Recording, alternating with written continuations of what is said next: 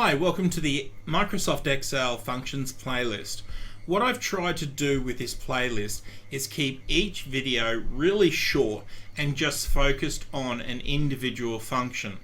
I've gone through and explained what the function does, how it works in Excel, and how you'll get a benefit out of it.